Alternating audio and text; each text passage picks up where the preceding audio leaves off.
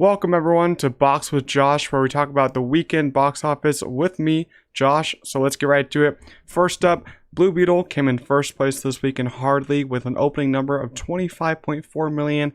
Had no drop because this is its opening weekend, but this is the second lowest opening for a DCEU movie, just above Wonder Woman 1984.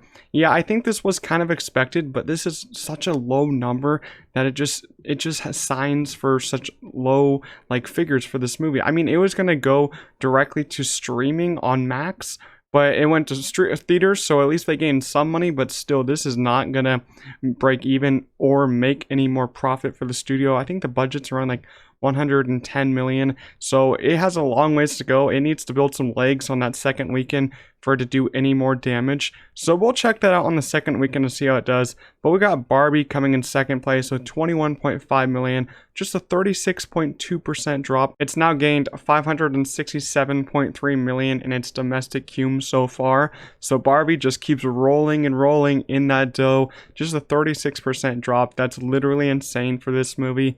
I mean, it could have a chance. I mean, I'm not going to say it had a chance of making number one next weekend because we got more movies coming out next weekend, but it'll probably get that second spot next weekend. I don't know how much Blue Beetle's going to drop, but Barbie, it's doing insane numbers. It might close out on Super Mario next week or the weekend after, but I think it will officially pass that movie sooner or later. Third place, we got Oppenheimer, grossing $10.6 million on only a 43.6% drop. Domestic cum is 285.2 million. And this is actually one of the biggest stories of this week, I think, because it only dropping 43% is pretty large because it lost all of its premium IMAX screens everywhere. I mean, almost everywhere, because some of the theaters kept playing it in the 70mm IMAX because that's where it sells the most. But it stopped playing in the IMAX by me because it's not 70mm. But 10.6 million is still pretty big, dropped under 50%. And I think they're going to have a pretty decent drop next week because this drop is not that great, but they're going to have a decent drop next week, I think. We'll see if they ever get the IMAX theaters back in every theater because they got Gran Turismo coming out. They got Equalizer coming out. The Nun 2, I don't know if that's playing in IMAX, but it might. But hopefully Oppenheimer comes back in IMAX so I can watch it again because I'm really wanting to see Oppenheimer in IMAX again. But coming in fourth place is Teenage Mutant Ninja Turtles Mutant Mayhem, grossing $8.4 million on a 44.6% drop, and its domestic cum so far is 88.1 million. This is a pretty decent drop for TMNT, but I would have liked to see it hold better because I think kids should still be going to see this one. Even though school has started, I think that this should have been high 30% drops because I feel like this should be holding a lot better since it's liked by audience. I think it has a great cinema score so far. I think it has an A or A- so far.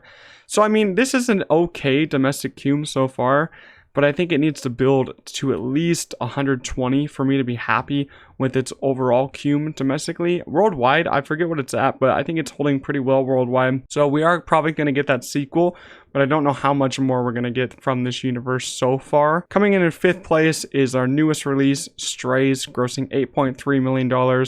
And its budget was $46 million. So this one is not doing so well for its budget because I think it's going to have a 60% drop next week. It's not going to look good for this movie. It's going to end up losing money, which I'm kind of happy for. I hated this movie. I didn't like it at all. I mean, it got an okay cinema score with a B+. I mean, some people did like it. Good for them. But that doesn't mean it's going to make its budget back. It's just not. A $46 million production budget for this kind of movie is really high. Then they got to build marketing on that, so you're probably looking at a $60 million budget for this, including marketing, and you're only grossed $8.3 million. That's not great. But sixth place came Meg 2, grossing $6.7 million on a 49.2% drop, and its overall domestic cum so far is $66.6 million. This is not great for this movie, let me tell you that, because a $66.6 million cum domestically, a lot of people would want that. But Meg 2 has a decent budget. It has $150 million budget, something like that. And I mean, it's doing great worldwide. A lot of Japanese audience are going to go see this movie. So, I mean, it will probably break even just because of worldwide audience, but it's not going to make a lot of profit because the US audience just isn't interested. It's not a great movie. There's not many sharks in it, so there's not much to see for that one. In 7th place came Talk to Me, grossing $3.2 million on only a 37.6% drop.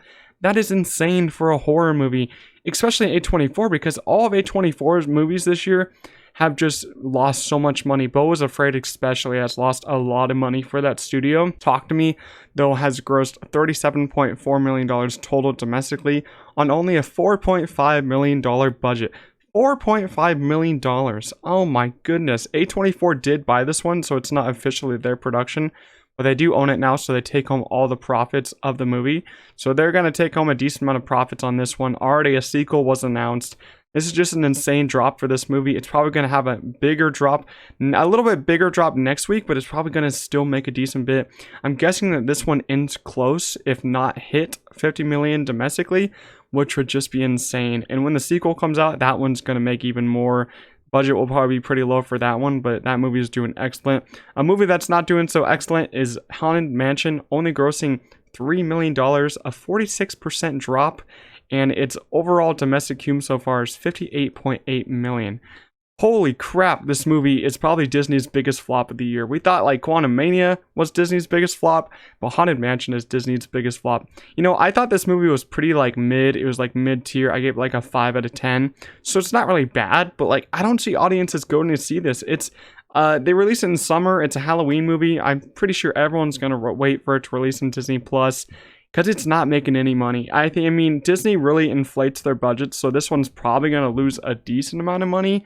And it just isn't doing well for this movie. I can't believe they released this during summer and the reviews just aren't great for it. I don't think the story is very strong. Performances are all okay, but other than that, there's not many redeeming qualities on this one, so it's just not doing great. Coming in 9th place is Mission Impossible Dead Reckoning Part 1, grossing $2.7 million, dropping 41.3%, and its domestic cume so far is $165.6 million.